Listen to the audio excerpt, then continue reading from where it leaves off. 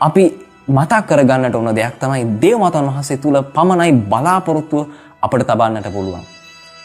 ජසින්තා ප්‍රකාශ කරනවා මනුෂ්‍යයා තවදුරටත් සදාකාලය ගැන හිතුවනම් ඔවුන්ට තමන්ගේ ජීවිත වෙනස් කරගන්න බොහෝත්ම ලොකු ශක්තියක් ලැබේවි කියලා. නිකමට හිතලා බලන්න අපි ගොඩක් වෙලාවට පාපයට වැටෙන්නේ ඇයි? ඒකට හේතුව තමයි අපි ජීවත් වෙන්නේ හරියට නිකන් මේ ලෝකෙටම කොටු වෙච්ච ජීවිතයකට පමණක් අපි සීමා වුණ විදිහට ජීවත් වෙන නිසා. අපි මරණයෙන් පස්සේ ජීවිතයක් තිබෙනවා කියලා හිතන්නේ නැහැ.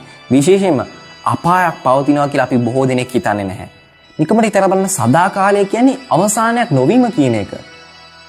අවසානයක් නැතුව ඔබට අපාය දුක් විඳින සිද්ධ වීම ගැන ඔබ මොහොතකට කල්පනා කරාද?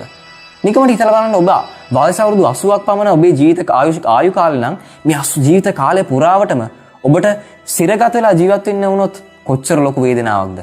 හැබැයි හිතලා බලන්න ඊටත් වඩා දරුණු දෙයක් තමයි ඔබ අවසානයක් තොරව නිරන්තරේ ඔබේ ආත්මය නිරාගින්න තුල මේ නිරාගින්නේ දැවි පිච්චි දඬුවමක් විඳිමින් ඔබට ඔබේ සදා කාලයම පසු කරන්නට සිදුවීම.